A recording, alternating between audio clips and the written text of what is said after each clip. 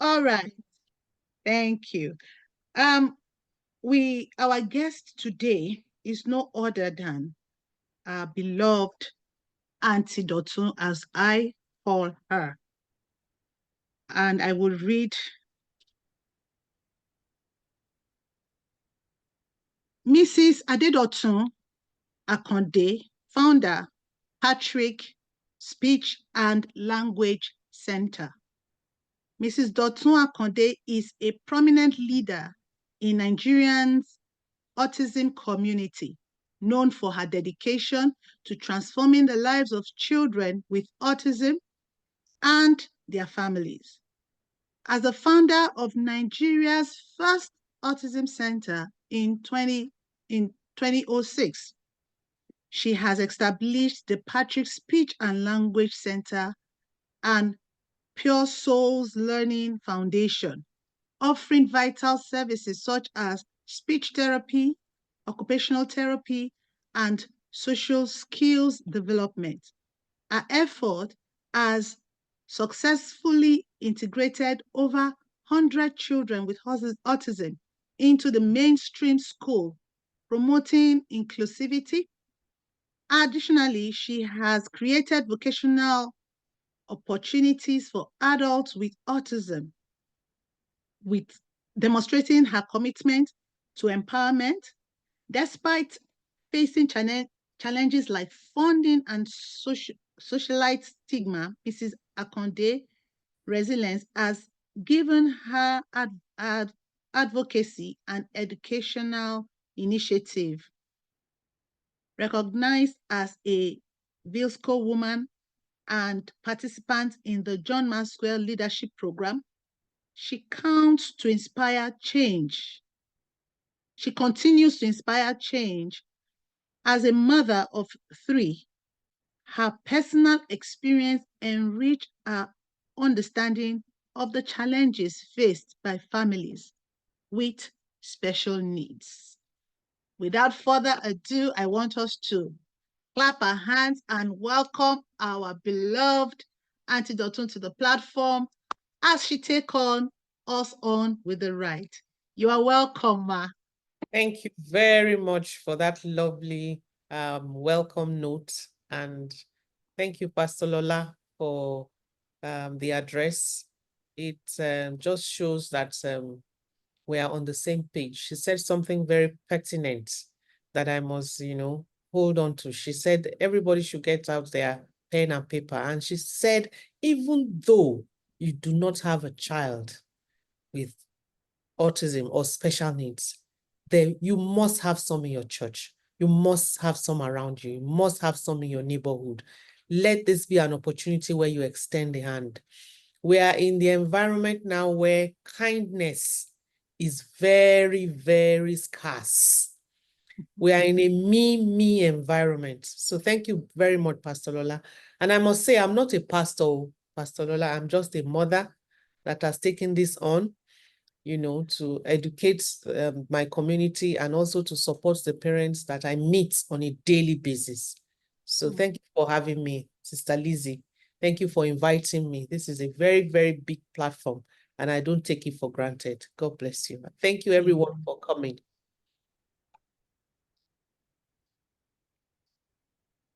So I don't know how you want to go with it, Sister Lizzy.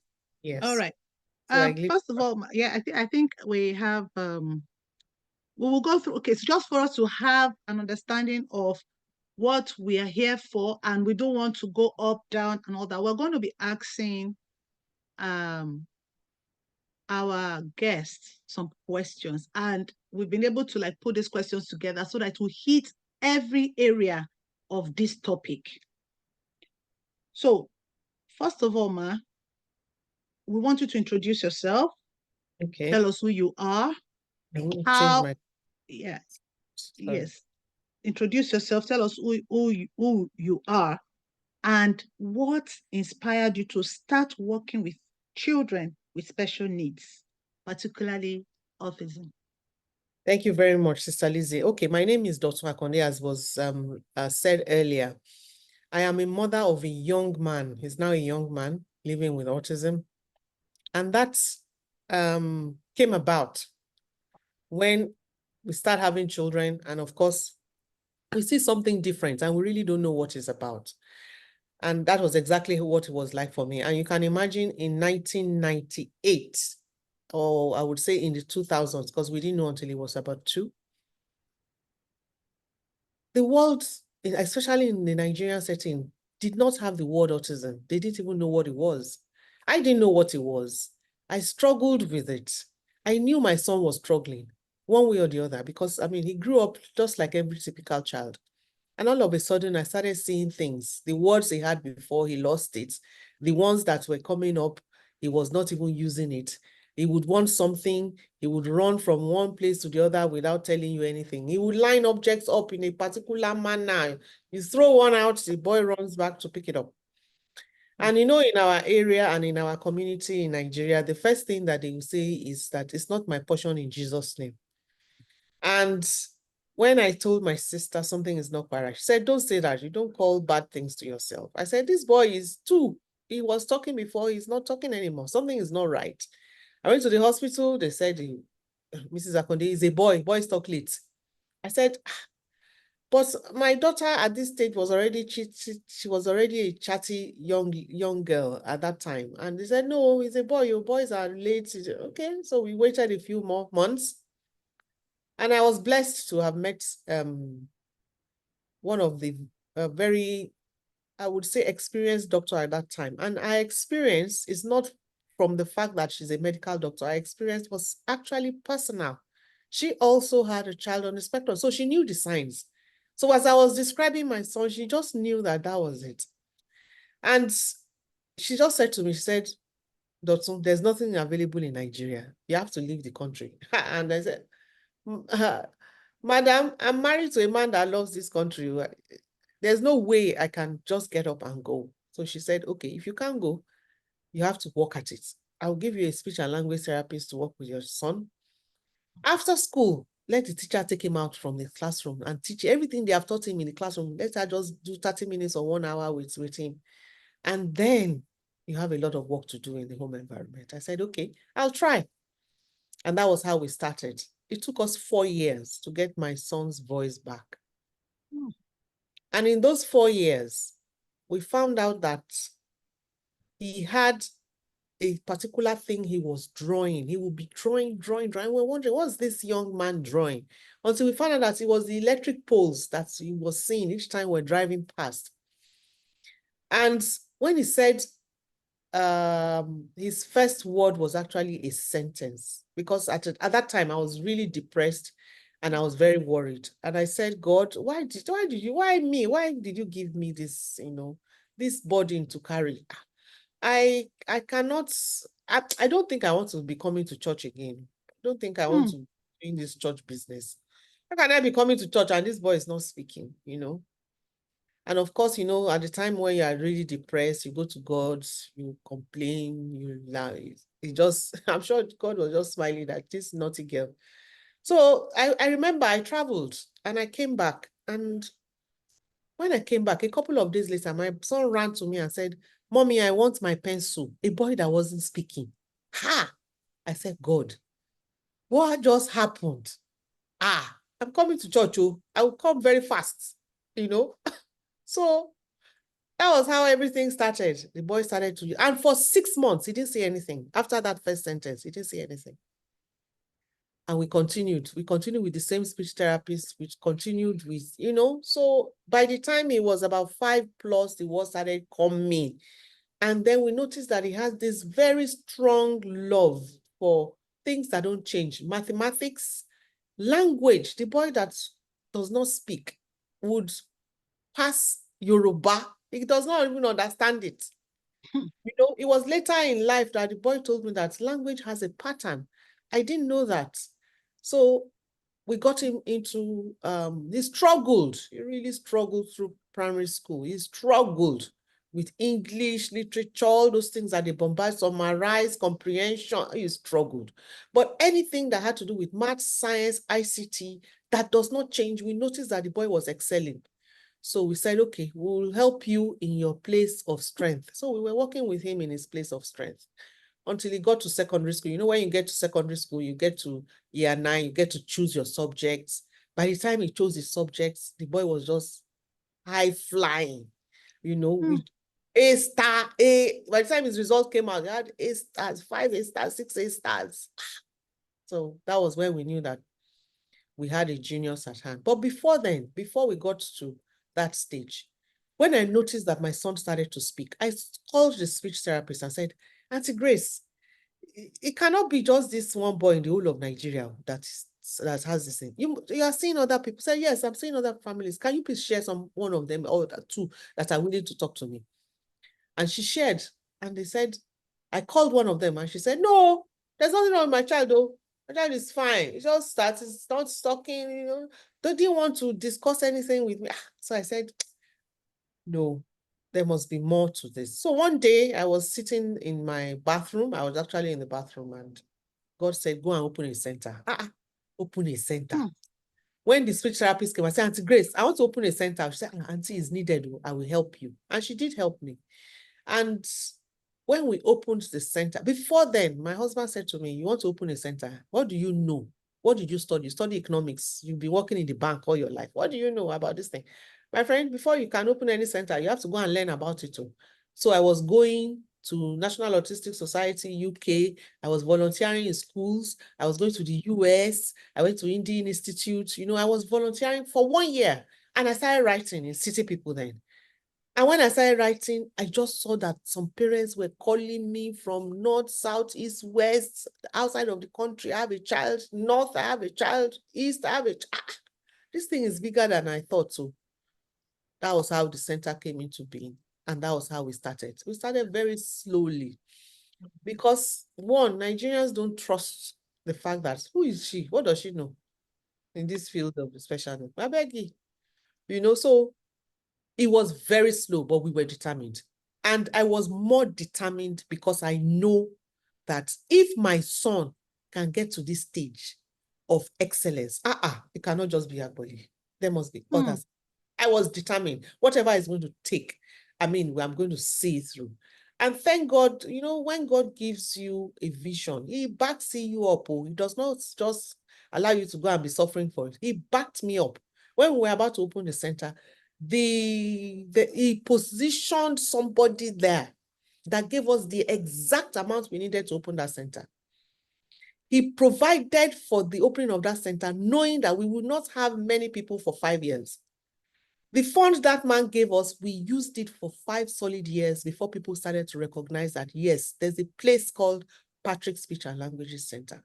And that's how it's been. It's been from glory to glory. God has been there. There have been times when I was telling one of my staff the other day that I wanted to, she said, oh, madam, I am tired. She was crying.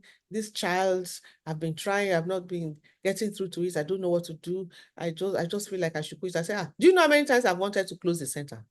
She said, really? I said, yes. Do you know how many times I said, I'm just tired of this. I'm tired of begging for people for money. Because we decided that it is not only the children of families that can afford services that we'll take. We will take families that cannot afford services and we will help them. We are here to help. And that's how we gave birth to Patrick's Speech. And that's how God has helped us all through the years. So I think, and my son, I would close with the fact that he's done so well. He went to uni. He made the first class in mathematics because that's what he knows. That's what he loves. Went back again, did a PhD in mathematics, came out flying in PhD. He's working, he's on his own, he lives on his own, he pays his bills, he does everything. All this I'm saying sounds very interesting. It was a journey. It did not just happen overnight. It was a long journey. And if you haven't read the story, go to my page on Instagram and go and watch the video of his graduation. For 1 month, I couldn't write. I was just in awe of what God has done for me and for the world through him. It was because of my son that GT Bank started the GT Bank Autism Conference. They were the ones, it was their MD that kept us for 5 years before that blessed man died. That's the reason GT Bank is able to do the autism conference. That is the reason many families have come to realize that it is not a destiny. They should not hide their children. That's the reason why many more centers have opened. There are centers all over Nigeria now, that are supporting families. It's a beautiful thing to see, just by one mom saying, no, this just cannot be me. So that's how God works through us, Wow. do great things in the lives of family. Hallelujah. Let me just stop here. Wow, wow, wow, wow. This is a big summary. Please, I just want to confirm. I'm getting some feedback that we can't hear her. Can we hear her? Please, let's just maybe do some. Can we hear her very well, please? Yeah, some people are already making comments that they can hear.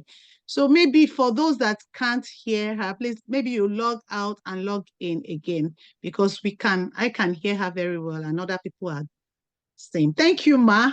Because of our time, like I said, we're going to rush it, but I think Auntie Dotun have said a lot of things that has really opened our eyes. And now the second, what I want to ask again is, what are there are common misconceptions about this autism thing, and uh, how can this conception be addressed? Because I know that in the course of your talking, you've mentioned one or two.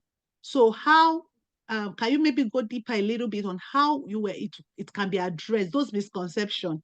Like I gave my story too. It was how would people look at us? And those people that you said called you, you called and they were like, oh, my child is okay and all that. So how can people now be able to address this misconception of autism or special needs children? Okay, the first misconception is the stigma that is attached to it. What will people say? That is one thing that parents always go through. Another misconception is that it is a lifelong disability. No disability is lifelong. None whatsoever. Go and write it down. Even the ones that you feel that the child is bedridden, it's not lifelong. What that means is you must find how that child communicates. Some of them, all they can do to communicate is to blink. Look out for it. Look out for the things that that child is trying to say to you in that situation. For autism, my first experience, my first love is always autism, because I know it.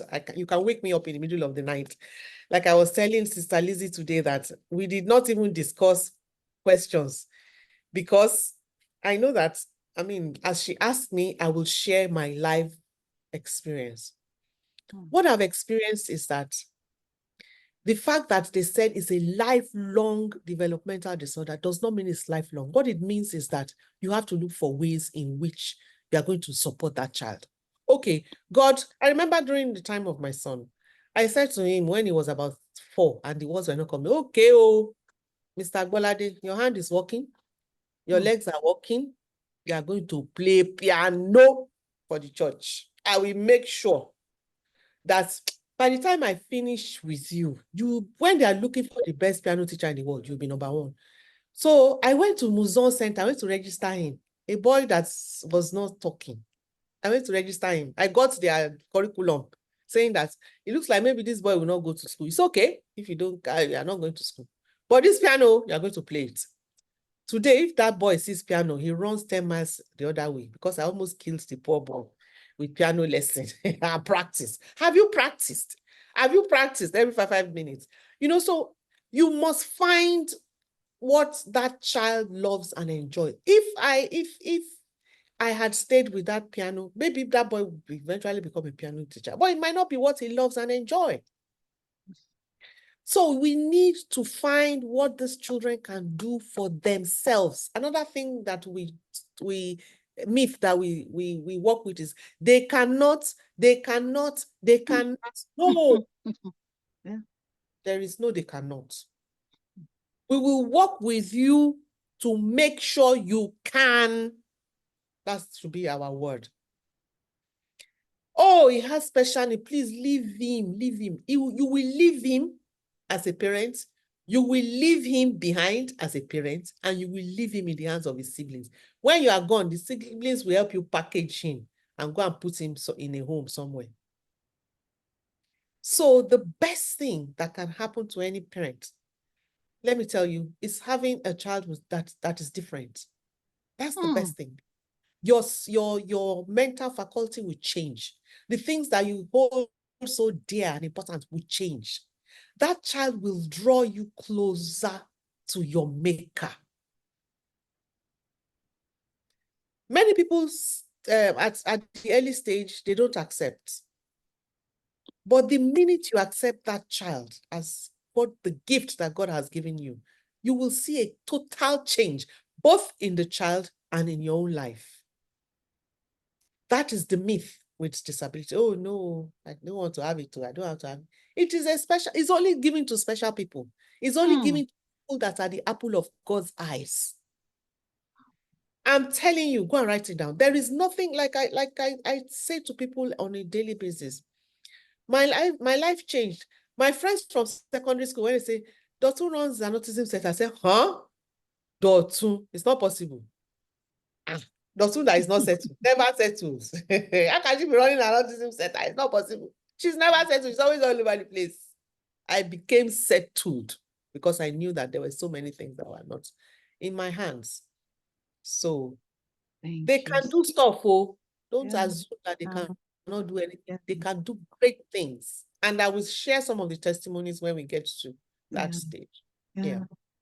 The key point for us here is that they can.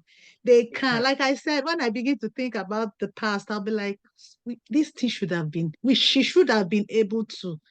Well, we thank God. Thank God. Thank you so much, Ma. I want to say thank you to our friends on YouTube. Yes, I understand we have a lot of presence on YouTube. Thank you so much. I'm so happy and taking that back. The number I'm seeing is really encouraging. That shows that everybody wants to learn. They want to know how we can make life better for these people. Like she said, they are special. So if you have them in your life, in your house, around you, you are special. Thank you so much, Ma. Now, what are the most effective strategies that you have used in your time for these children, both at home or in school? Like people who have schools or they have people around them. What strategies are best? I know in the course of your talking, you had mentioned one or two, but just want to be specific right now so that people will be able to put down what are those kind of strategies you used when you. Okay, the first thing is the environment must be a loving environment. It must be accepting. It must be encouraging. It must be uplifting. It must be kind. It must be patient. That environment matters a lot. That's the first thing. If the child walks into that environment and is hostile, definitely you will not be able to get that child settled. The second thing is, what is that child putting in his mouth? What is he eating? Very important. Nutrition is important. The kind of systems you build around what that child is eating is very, very important. Try as much as possible. Even for us, we now know it. We know it, especially those that are in the abroad. Those of you are in the abroad, knowing that food that is not cooked on the stove, food that is in cans, food that is preserved, anything with preservative, remove from that child's diet. Clean that child up, then help that child. In that order, whatever that child is struggling with, help that child. When you are helping that child, challenge that child. The things he can do for himself, don't do it for him. Find a way to increase the ability to challenge that child. That way, the child is using his executive function. He's using his thinking skills. He's able to self-regulate. He's able to understand systems. He's able to come into our home, our environment, enriched. In progress. And at the same time, you continue to give that support as the child goes along. Give that support, give challenges. Another thing that is very important is introduce that child to his community. Please, as parents, as friends, do not, your garment of shame, remove it. Tear it into pieces and wear your garment of praise. Wow. Wow. Wear that garment of praise. Anywhere you go, hold your head high with that child. Anybody that wants to come near you or to say anything negative, just smile and educate the person. Don't let it get to you. You have to have that garment of resilience that Nigerians are wearing now. It's 1,070 naira per liter. Wear it anywhere you are going. Let them say what they have to say. You see, that child that God has given you is a blessing. And through that child, what you will achieve, even you will be surprised if and only if you accept that child. Because the point is that many times when we have children with special needs, to some parents, the child is already dead. They're just waiting for the date to come. Oh, they're just managing it. God, this one that you have given me. Love that child unconditionally and watch what happens. There will be a turnaround. It's not an easy thing to do. I'm not saying it's a walk in the... There will be days you go into your room and cry. There are days, plenty days when I went into my office and I will be crying. God, this thing is not hard for you to do now. 1 second, you can change the situation around. We know that. Why are you making us go through all this? You know, it's not an easy road, but he answers. He answers in ways that even us, we are surprised. We were having a meeting at the school the other day, and we were talking about a young boy. 4 years that boy has been with us. It's like we have been going deeper and deeper into places where we don't even know.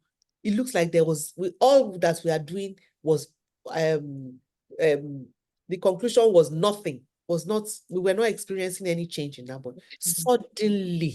Suddenly, at the beginning of last month, what we have been putting into that boy, it began to open up and show us and show us and show. We are shocked. That means that there is nothing impossible with our children with special needs. All we need to do as individuals is take those steps. What they can do, don't do for them. Help them improve their thinking skills. They will definitely get to where we hope. Our hope should not be that they be like the other child. Our hope is that they reach their own full potential.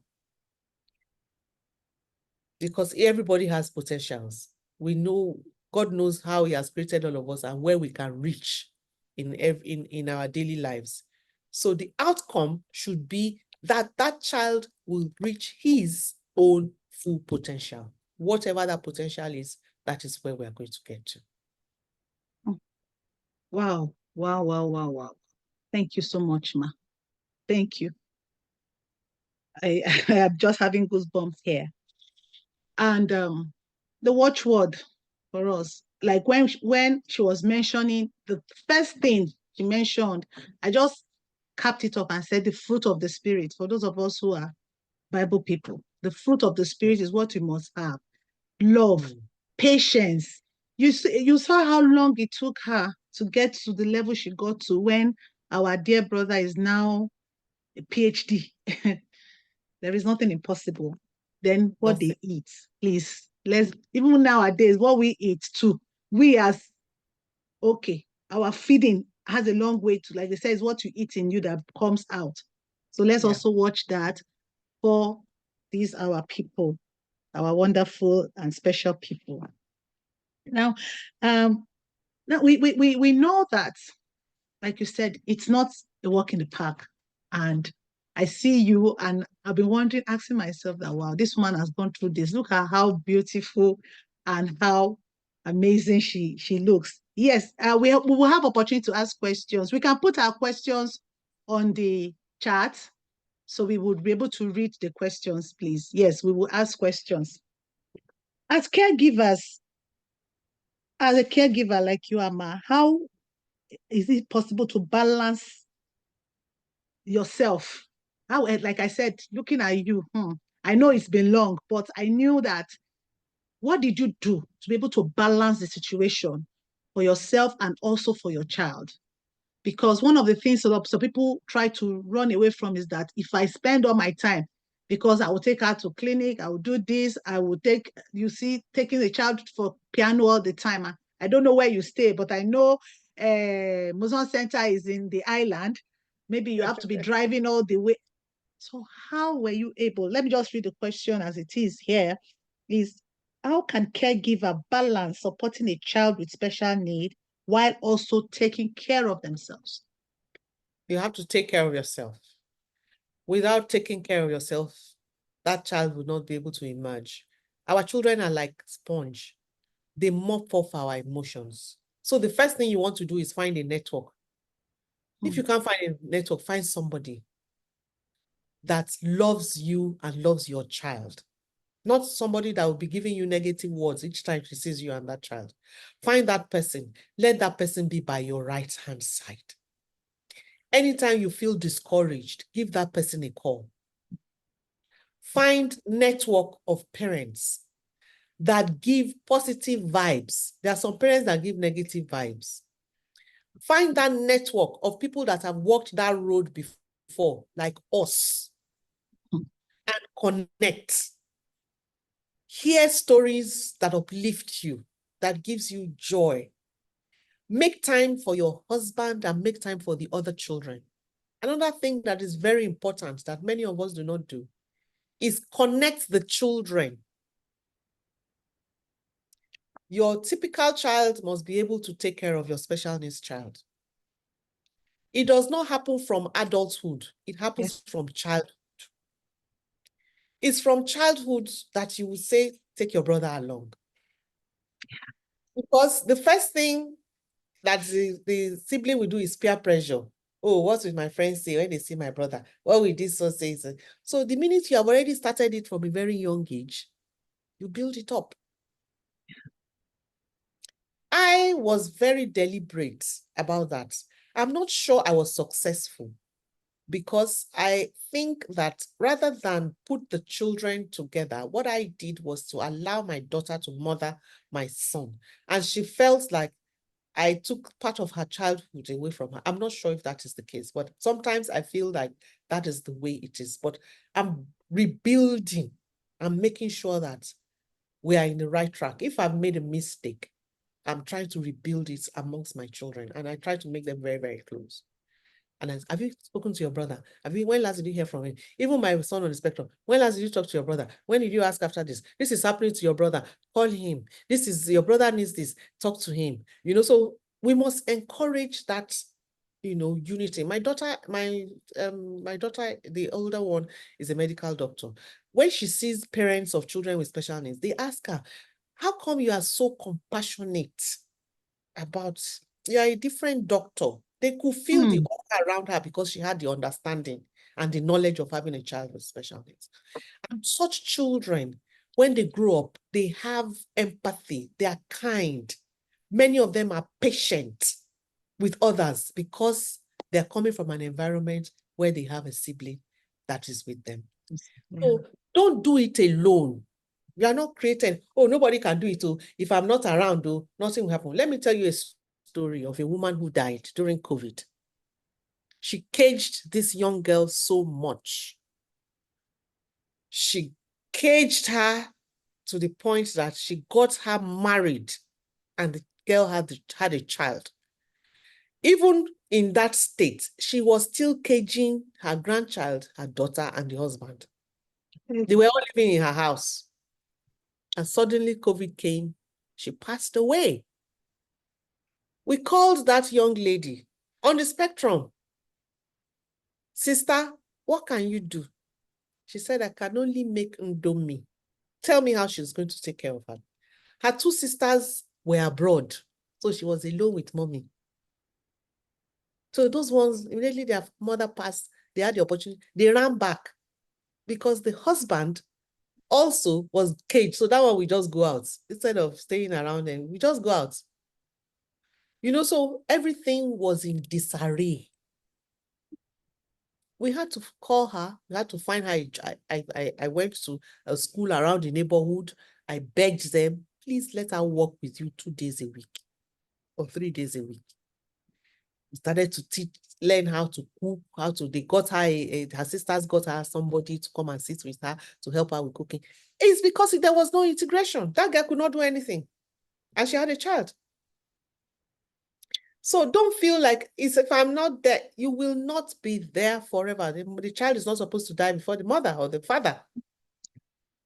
The onus falls on you to equip that child enough to be able to take care of himself. Even if he does not get to the stage where your expectation is, at least let that individual be able to take care of himself or herself. Very vital. So take time to rest. Leave her in the home environment with somebody you trust that would care for her, and go away for 1 week. The sky is not going to fall. Go and get your mental health back. Yeah. It's not an easy road for parents. You are thinking of what is the future. So many futures that you have already calculated. Things that will not happen, that you have already calculated that will happen. Take time off. It's from your refreshing that you will be able to connect back with your child. It's from your refreshing that your health will improve. So you have to care for yourself. Find that net. The network is there. Find, if it's your church. Many people they don't believe in the church anymore because the church has neglected its work when it comes to children with special needs. I know many families that don't bother going to church, or they go, but they will leave the child at home. You know, so find a church, find a community. There are so many of them, small communities that are coming together to hold the hands of parents of children with special needs. I mean, look at what we are doing here today. It's very rare for us to come in, and very rare. How many times do I get called in a year to speak? I can count it on the number of I'm always willing if I have time. And I always try to create time to be able to do this because I know I'm touching 1 or 2 lives. Yeah. So as much as it depends on you, please take good care of yourself. Bond with your husband. Don't let the relationship go sour because you have a child with special needs. Include your other children in your lifestyle, in activities. Don't neglect them because you have a child with special needs. Get help. You deserve it. You're a great woman. You're a great man. You deserve it. Enjoy your life as well. Thank you. Thank you so much, Ma.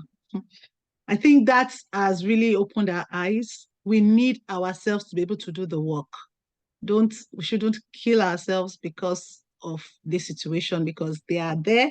We are here for them. But we cannot be here for them if we're not here for ourselves. Yeah. Thank you, Ma. So there are some questions that we got dropped up on the chat. I'll quickly read them, Ma. I'll read everything together because we are running out of time. I know Auntie Dotun has a lot of things to tell us, and I know a lot of people want to learn, but thank God she has told us we can go to her page and read. And I believe she will also drop her contact or and we can DM her on her page for questions that we have. We may not be able to delve into everything here. So please, you have to bear with us. But I'll quickly read all the questions, Ma, and let's see how we can work around answering them. I hope it will work, Ma. He said, how do we deal with teachers who voice about feeling inadequate or unable to properly support a child with special needs? Yeah. The teachers, you see, I prefer teachers that come out to say this than teachers that claim that they know and they don't know.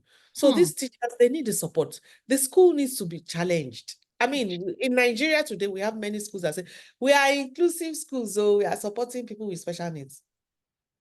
They're not doing jack.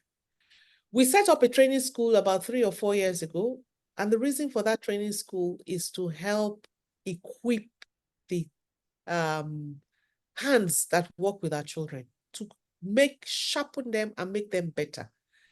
The schools will not send people. They will send. We will go to the school, tell them, come send your teachers. They will send. but they will be telling the parents that we are inclusive school. They will be collecting double the school fees, and they will not do it. Very few schools. There's a particular school that sends her teacher every cohort. For the past 6 cohorts that we have now, she's been sending her teachers. If the woman feels that she's not equipped, please find ways to equip that teacher.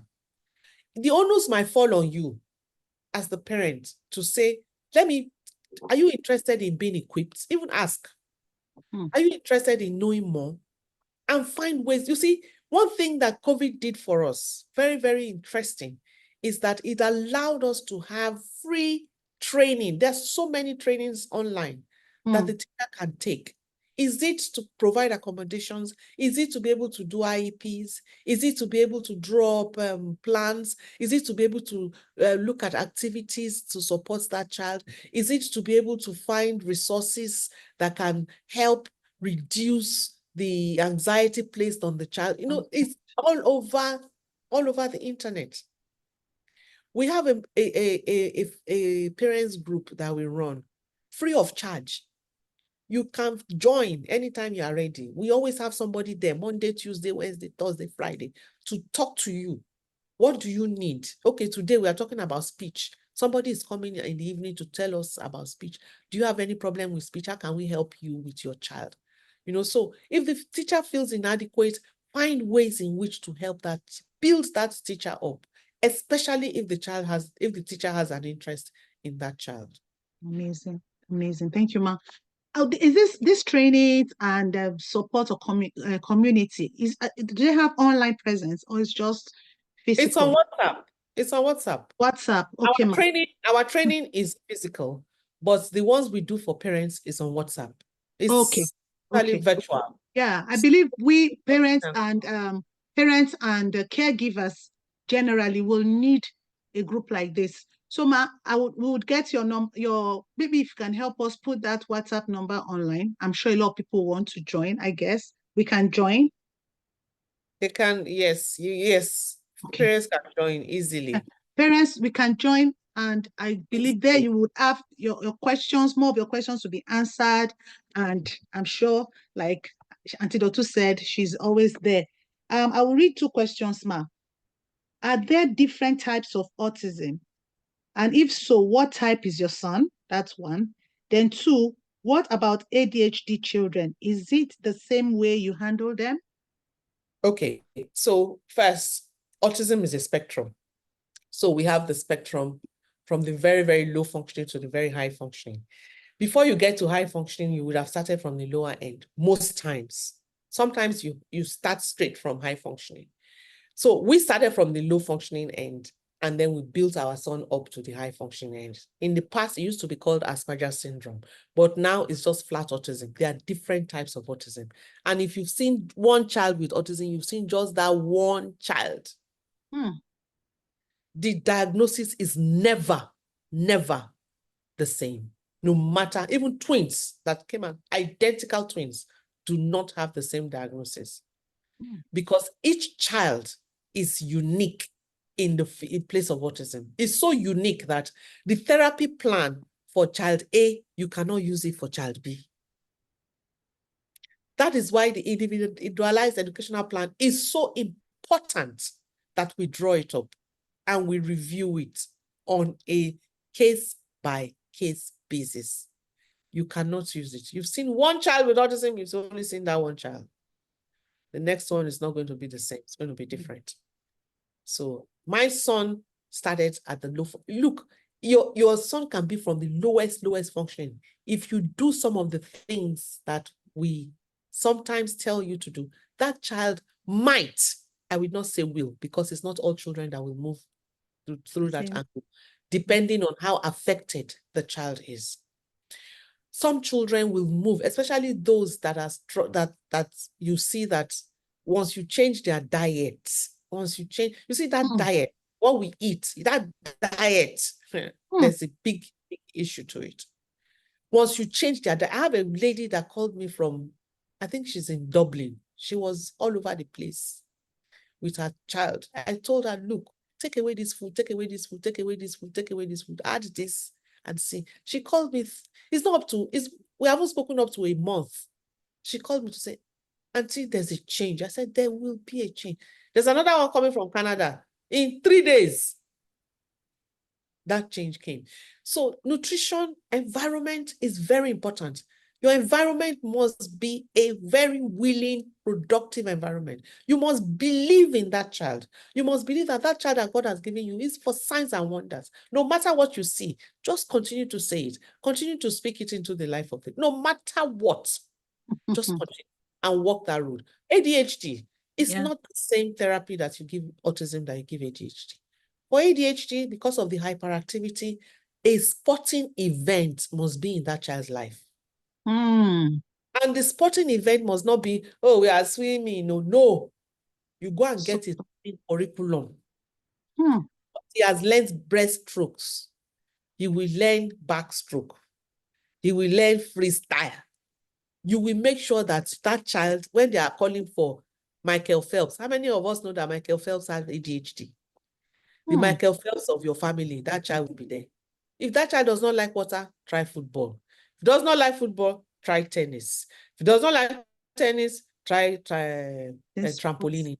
Yeah. Find that sport that can reduce that energy. And the first thing, before you find that sport, the first thing you need to do is change that diet. No sugar, no wheat, no casein in that child's diet. ADHD, 0. Must be zilch. Not that, oh, we'll do it some days and some days. Cold turkey. Do it and let their hyperactivity come down.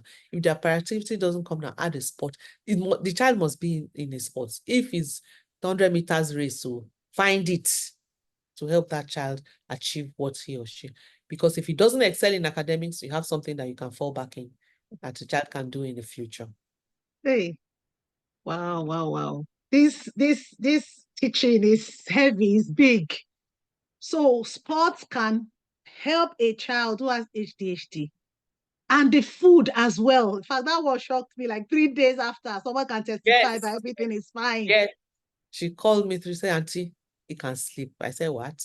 Yes. But one thing we must note is that it is not for all children. Some children are not affected by it.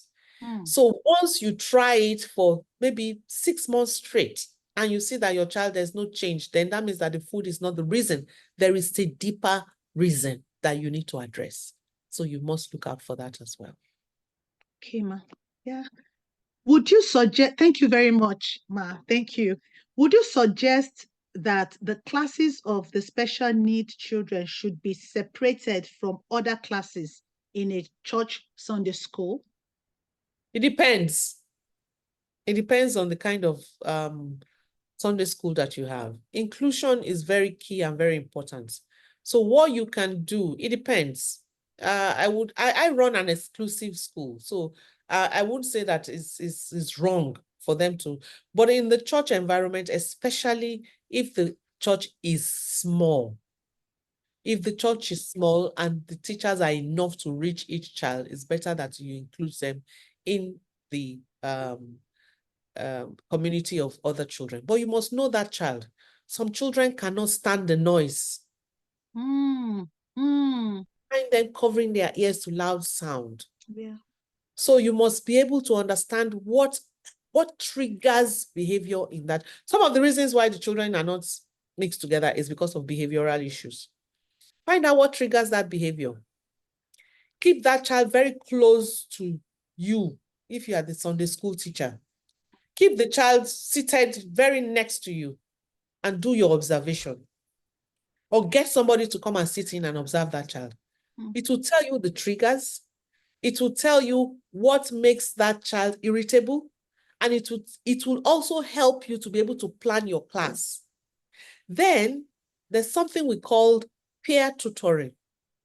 Somebody the age of that child should be called upon to say, okay, guys, we have Ayo in our class today. Ayo has special needs. Use the opportunity to teach special needs in your Sunday school community. Wow. Find a way to teach it. And then you now tell them who in this class is going to be Ayo's best friend, especially when they are very young. You have taught kindness, you have taught patience, you have taught social interaction, you have helped that child to feel loved in that environment. And, so many things that you have as a Sunday school teacher as well. So Yeah. there's no right or wrong in being exclusive. If the Yeah. church cannot manage the children together, there's nothing wrong with being exclusive. What we want when we're exclusive is that learning is still taking place at that point in time. Thank you so much. Thank you, Ma. Yeah, someone says, my son seems uninterested in academics. How can I get him to learn and improve his focus? I think Auntie Ntu has spoken about it.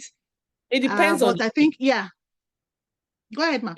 It depends on the age of that child. If that child is still young and can still do academics, I would say you try to find one-on-one and find his interest. If the child is older, and you have 10 years old and you're still looking for academics, my darling, look for functional life skills.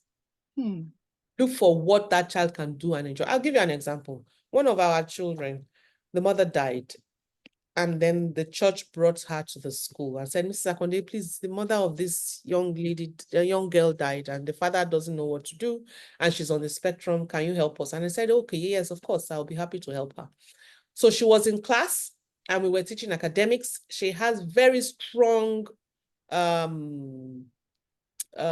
should I put it? She has very strong needs. She has a very long list of needs. And communication is one of them. Communication did not come. She understands everything you tell her, but for her to give it back to you, she would not be able to. One of the days that I was very, very low in the office was when I saw her. She was having lunch. In the middle of her lunch, tears were just dropping out from her eyes. She was just crying. And I could not, there was no way she could communicate to me what the challenge was. I was very sad on that day because she kept on eating, but she was crying, meaning that there's something deep within her that, was making her really, really sad. So we tried for 5 years. We did not get anywhere near where we would like to be in academics. So we said, okay, let's introduce her to art. She got into art. She started to draw. We were amazed. Then we said, let's introduce her to our vocation. So we have a sewing institute, a small sewing institute where we started with, and this girl just took the sewing to another level. Give her something to do. She sews a dress a day. We were so amazed. We now went and looked for a sewing institute. I don't know if many of you remember or know Rough and Tumble. We went there. We asked them that, please, we have this young lady here. She can sew. We would like her to intern at your place. And they opened. We were so shocked because usually they don't open up to us. We're so shocked. So we got into the place and she started sewing with them. So she is so talented in that sewing. So some of our weighted vests, when they order weighted vests, she sews for them. Wow. So from now into her going into adulthood and everything, we will now be looking to employ her as one of the people that helps us in our sewing institute. So you see, you cannot underestimate what these children can. Still, she struggles with communication. She still struggles with communication, but that does not demean her.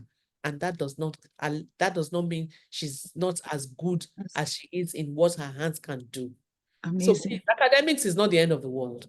Yes, so I agreed, ma'am.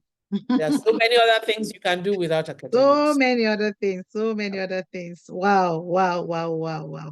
God, I don't even know what to say. Yeah. Please. Yeah, it had there's a lot more talk on autism. Okay, Down syndrome. Yes, someone is asking. So we talk more on autism, but not so much on Down syndrome. Can they both? Are they the same? Can the adoption be the same? Nope, it's not the same. Okay. Like I said to you, Down syndrome has facial presentation. Autism is what we call invisible disorder because it has no facial presentation. You see the person, you cannot tell that person is on the spectrum. But with Down syndrome, you see the drawn eyes, you see the stubbly fingers, you see the large tongue, you see it's all written on the facial in the facial features. So what we explain and what we try to do is to find what that child with Down syndrome can do. Many of them are floppy. You have to do occupational therapy with them for you to improve their muscle tone. They have low muscle tones. Many of them have very, very strong social skills. They love people. They look at you. They smile. They want to hug you. Children with autism would rather not be hugged. Some of them would love to, but very few. They would rather not be touched. They claim that touch sometimes is painful for them. So with Down syndrome, by the time they get to the age of 13, many of them have very low cognitive skills. So many of them may not be able to go further. So you are looking at vocation at that stage.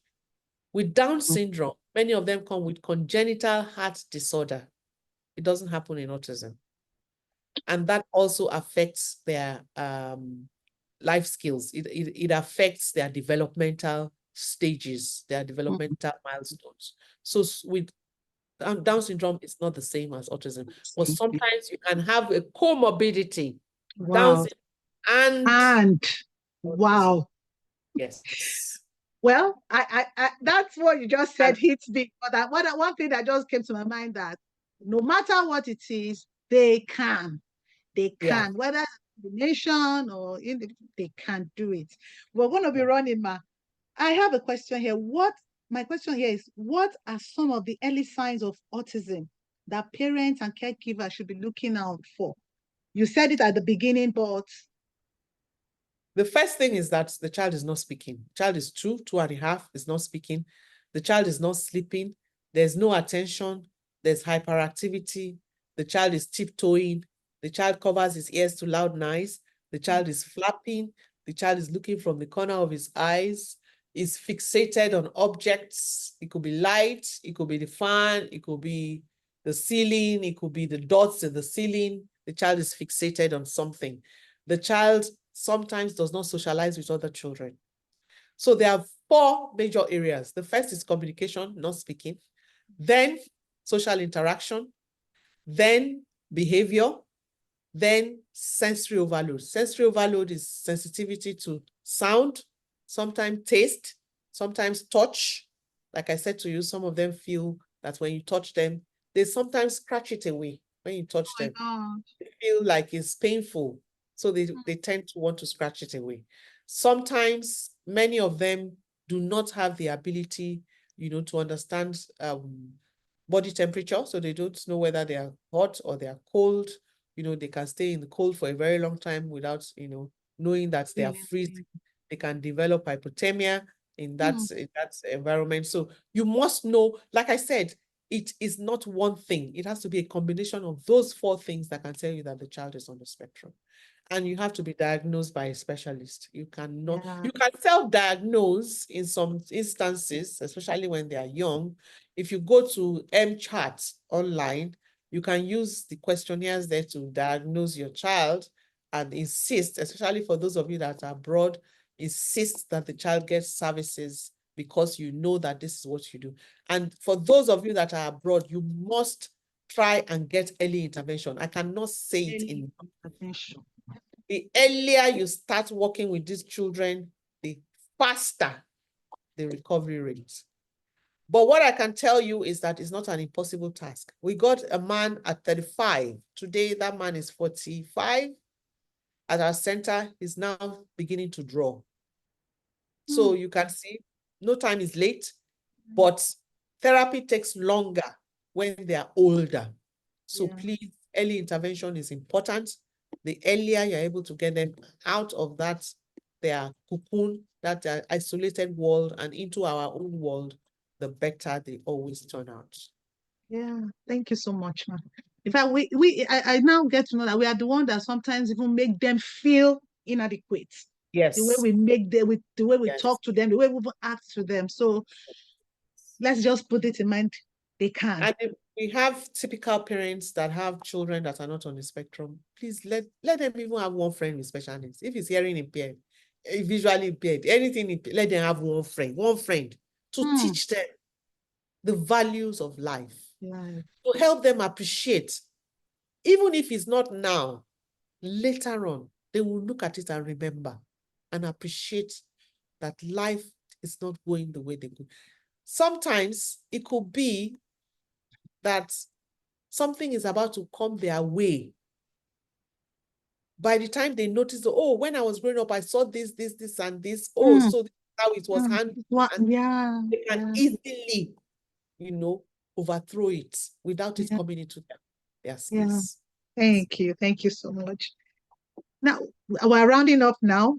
What advice will you give to parents and caregivers who are just beginning their journey with a child who has been diagnosed of autism or other developmental challenges? Because I hear people asking about cerebral palsy, people asking about different kind of challenges. What are the advice? Whatever the challenge is, whether it's autism, cerebral palsy, the first thing you want to do is find help. Find somebody who has walked that road before. Make sure you ask the questions. Befriend that person. Allow that person to hold your hand while you walk that road. Don't do it alone. It's a very lonely road. Very lonely. Don't do it alone. Love that child as if your life depends on it, but don't treat that child that is the only thing that matters in this life. Love that child like your life depends on it, but don't treat that child that is the only thing that your life depends on. Make sure that everything that pertains to love and happiness surrounds you. The Bible says that God has given us everything freely for us to do what? To enjoy. Enjoy your child. He has given us all things, all. It's not some. He said all, including our struggles, because it's in that storm for us to enjoy. Enjoy that child. Find something joyful always to say to that child before that child goes to bed. And another thing I want us to do is let us try and read to our children. Even if they are not talking, open that book. Both of you sit side by side or lie side by side. Open that book. Tell that child a story. Allow that child to be able to show you. Show me the girl in the dress. The child cannot point. Take the child's hands and point at it. Do it repeatedly, over and over and over. One day, that child will show you, especially if the child is not using words. Teach that child that you care about how he is communicating, how he wants to communicate. And don't give up. Don't ever give up.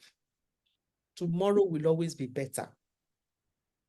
There will always be light at the end of that tunnel. Don't give up.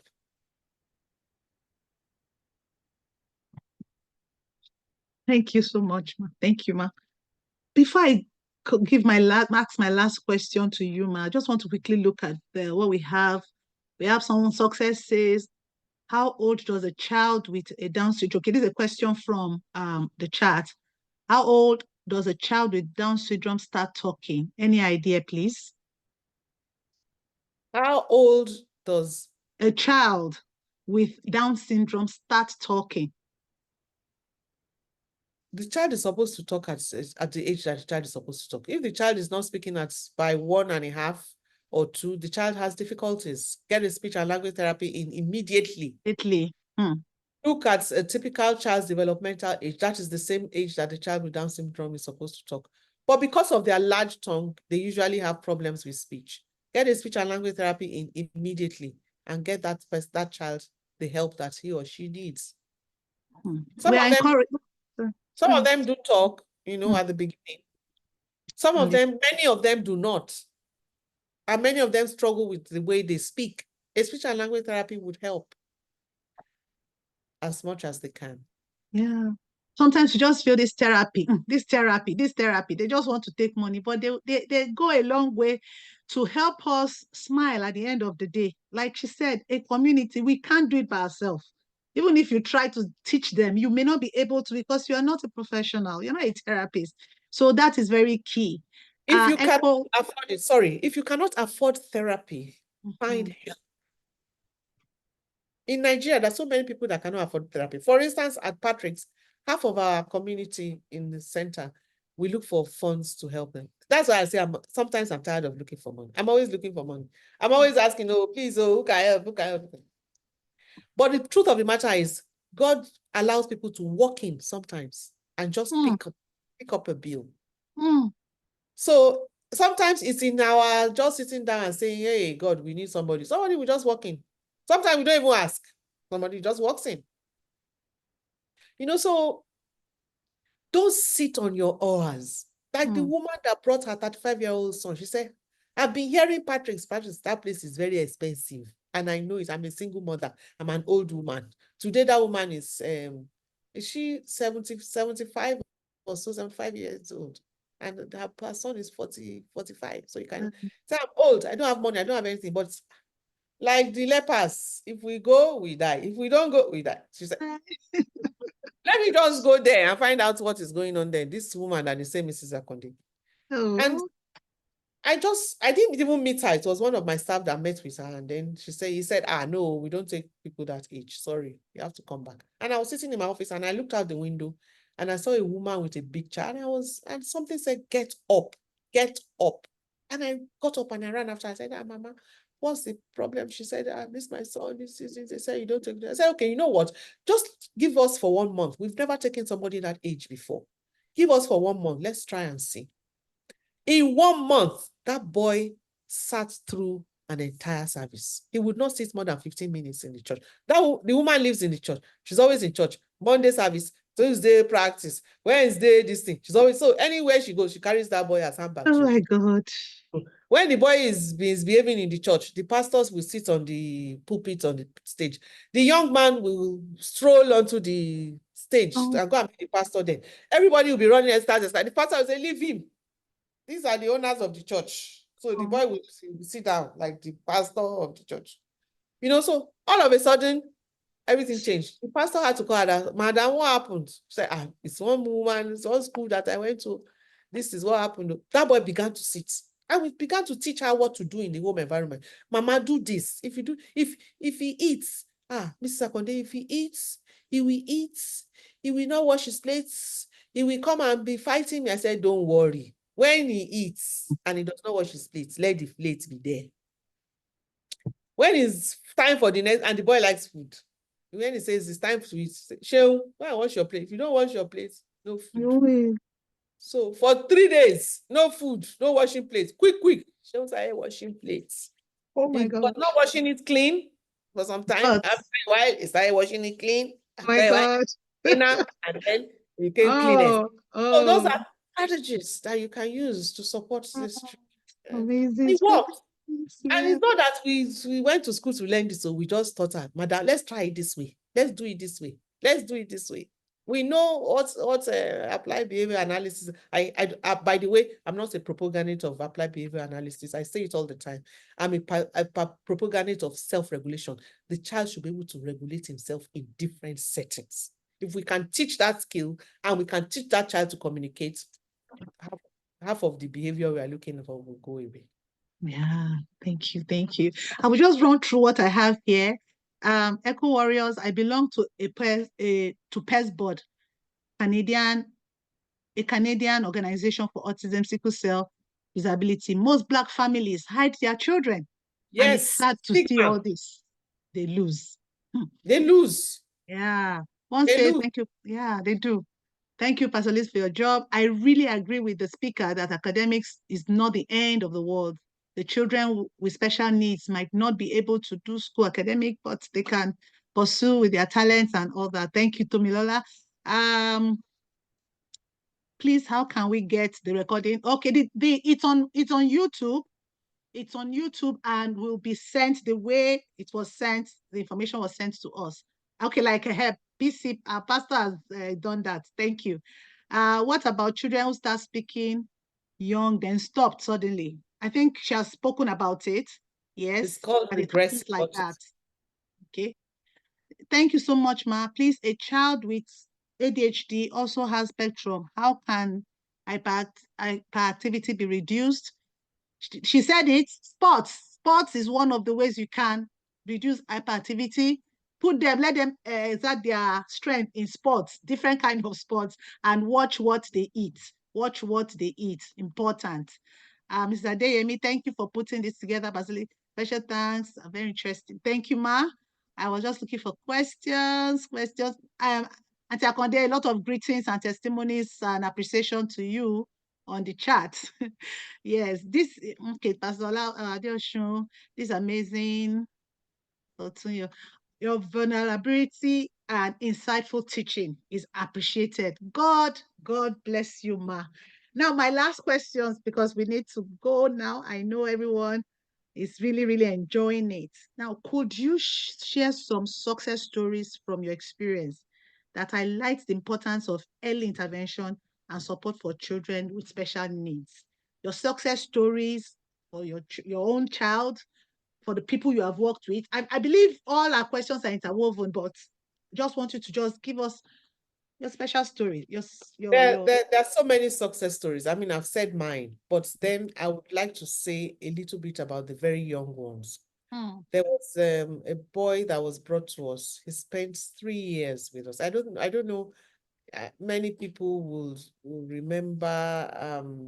The father keeps talking about the story of how he came to us at a very young age, and he struggled with speech, and the father struggled with the fact that the boy was on the spectrum, but they saw it through.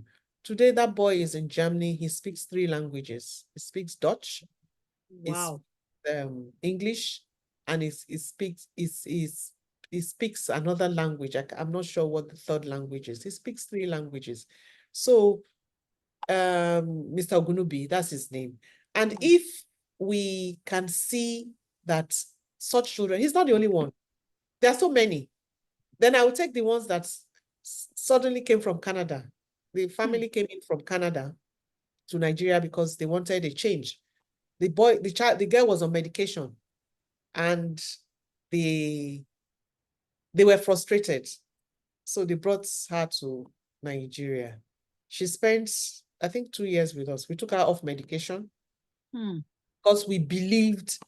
The reason why we took her off medication was because we said the first thing we do when we get children who are medicated is let's take out the medication, let's trail it off, let's reduce it, and then start therapy and see if therapy works. By the time we got to the very end, the child was on 0 medication, and we introduced her to sports. Today, she plays basketball and she bakes. So she moved back to Canada. When she moved back to Canada, the people that she was with in Canada can't believe it. They said, it's not possible. What happened? They were, wow. Mr. and Mrs. Balogun, they are in Canada now. They would tell you, Tommy was just out of this world. You know, she does everything now. It's not where we would want her to be, but she can function without any help, without any support, without her medication. You know, so those are things that those are testimonies that we see. I told you about I would say Oriofe. Oriofe came to us. Oriofe was in his 20s, as a matter of fact. That is another late intervention. He came to us at 21. No skills, limited communication skills. And we put him on the piano. In 6 months, he learned how to play the piano. You give him a tune in a day or 2, he will play it for you without looking back. Oriofe is now a member of staff of Patrick's. By the way, we employ them. If nobody will employ them, we see that we can use their skills, we will employ them at Patrick's. We have 4 of them at Patrick's that work with us, and we pay them. It's not that we employ them and we're paying them. No, we pay them salaries as they should earn. So there is no end game with your fellow human being. There's no end game. The stressors remains the fact that we are here not for ourselves, but for one another. The Bible says, whoever is beside you is your brother. Brother. It's not the next person. It's not the one that comes from your mother's womb. And that is how we must see it. Whoever we're able to lift up around us is our brother. Okay. So importantly, there are testimonies every day. Even the ones that we have not seen, they are testimonies. The tiny, tiny ones. The one that I told you took us 4 years. We are just seeing the result of the 4-year intervention that we have put in place. Therapy might be slow. It might be fast. It might be quick. It might crawl. Most important thing is that at the end of the day, we are able to give thanks to God for the little we see and the much that we experience. Very important. Oh my God. Oh my God. Yeah, we are getting so many thank you online. Auntie Dotun, thank you so much. We are blown away with how you have come to us to really talk to us. There are so many things we have not known, and today our minds are open. Thank you so much, ma. And I pray God will bless you for this work you are doing, and more doors will be opened. More doors, more We need financial it. doors. So Yes, in they will be Nigeria of opened. today, we need Yes, it. it will be opened. The lives Amen. you are touching, they are praying for you. And for us, that we are praying. Like someone's put on one of the comments that also he said we should not hide our being having a speech. There's nothing wrong in you being a special need parent. There is nothing wrong. You can It's see the best thing that can happen to she said you. it at the beginning that you are the ones, you are the main, the real the VVIP. The eye of God is focused on you. His lens is focused on you. The only thing that you need to do as a parent with special needs is just love that child unconditionally. Everything will be added. I'm telling you. Yes, ma'am. Thank you so much, ma. I want to call Pastor Ola to just say something. Then I will call our daddy, Pastor Charles Imuse. No, sorry, PC. To come and just just talk to us and encourage and just talk to us briefly. Pastor Ola. Oh, wow. Thank you very, very much, ma. In one word, you are God sent. You're God sent to us today. Every word was just penetrating into our spirit, man. I know everybody online can echo that, that these children, they are special gift from God entrusted into our hands. And thank you for being vulnerable, ma. Thank you for sharing your personal stories. I know mothers are inspired. Yes. Friends of mothers or people with special needs were inspired. Sisters and uncles and aunts and pastors were inspired, to join God as we bring out the treasure in these children. One thing I'm hearing from you is we should love them. Love them. We should love them. We should partner with God to bring the best out of them. We should not see them as a burden, but see them as a treasure. See them as special children. Like as Pastor Lizzy said, see them as special people. And most importantly, you have challenged us to also take care of ourselves as we take care of them. Thank you very much, ma. I strongly believe that the Lord brought you for us this afternoon. And my prayer is, the Lord will take you higher and higher, ma, in the name of Jesus. And every resources that is needed, to be able to continue to do this great and amazing work, the Lord will supply in the name of Jesus Christ.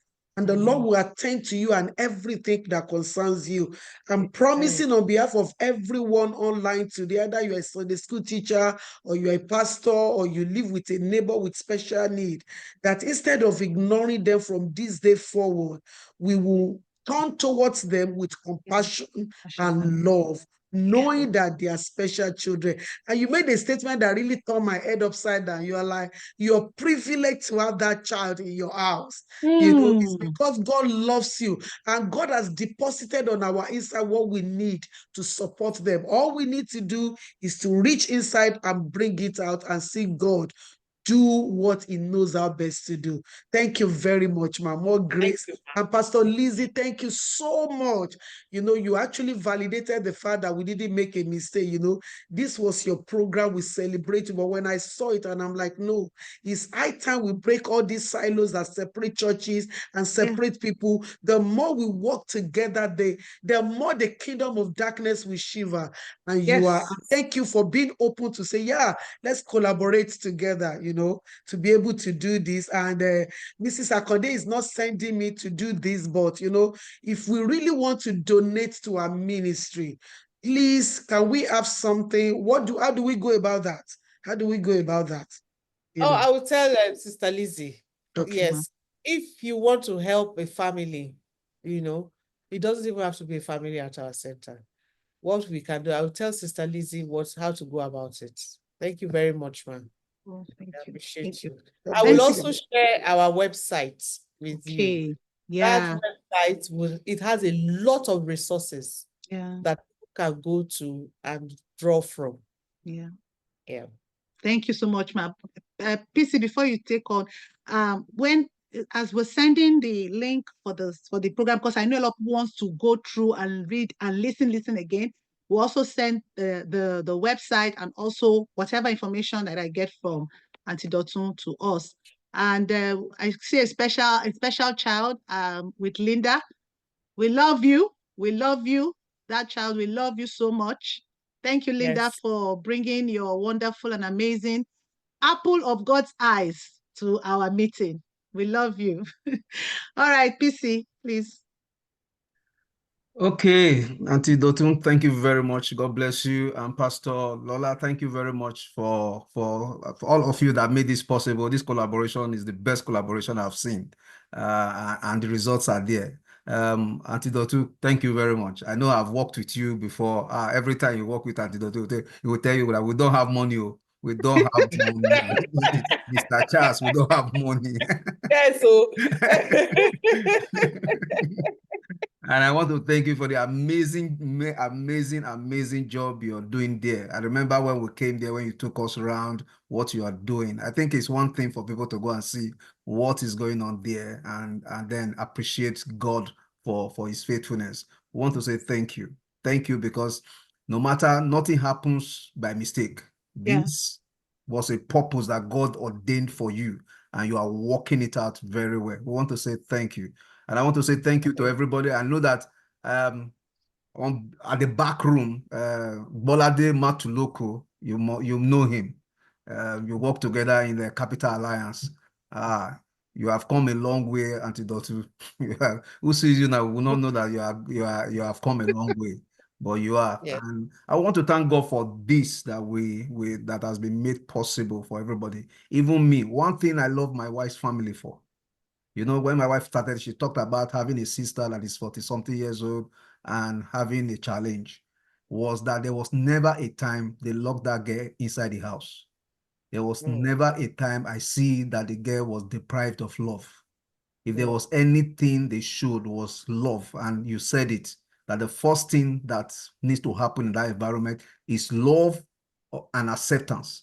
And I think everywhere they are not ashamed to carry her to wherever they are going, whether they are going to party, whether they are going to church, no matter how you look at them. But that girl was always with them. They are not ashamed to say, that is my younger sister, that is my senior sister, and everything. And that is one thing I appreciate about that family that I still appreciate very much. And I want to thank everybody for this. I want to thank Pastor Lizzy, who incidentally and accidentally is my wife. and we want to thank God that was it Thursday? Thursday we were 20 years in marriage. And I think she's doing an amazing job wherever she finds herself. And I want to thank everybody. And Linda, God bless you. I appreciate you very much. And I see that that's what should be. You shouldn't come and listen whether the boy that is a gift to you or the girl that is a gift to you is on the other side.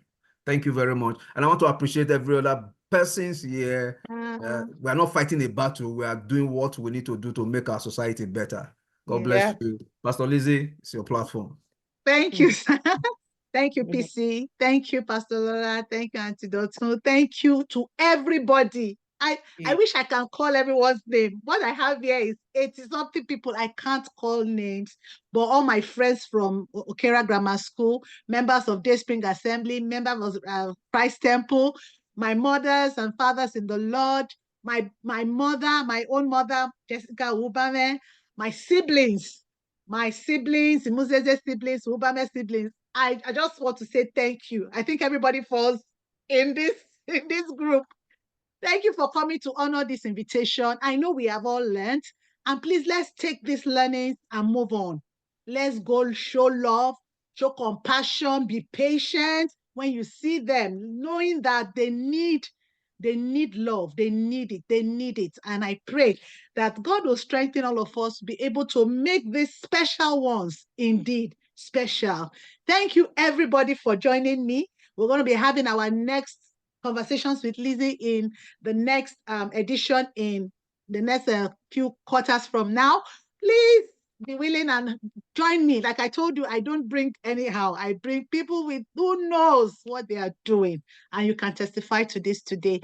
And again, I want to say thank you to Pastor Lola for coming. And she said, this thing you are doing, let's do it together. And I appreciate you, ma. God bless you. And I love you. I love you so much. And love to Daddy. Love to Daddy, Pastor. To everyone, God bless you. Auntie Dotun, I love you. Thank you, Sister Lizzy. Love you back. Yes. All right. Thank you, God bless you. everyone. Thank I you, love thank to you, the thank family. you. Thank you, everyone. Yes, ma'am. Bye. Thank you. Yeah, I see Tommy. Tommy Lola, I see you. Yeah, to everyone, thank you. Thank you so much. Linda, thank you. To everyone, we really, really appreciate you for coming. We'll get in touch.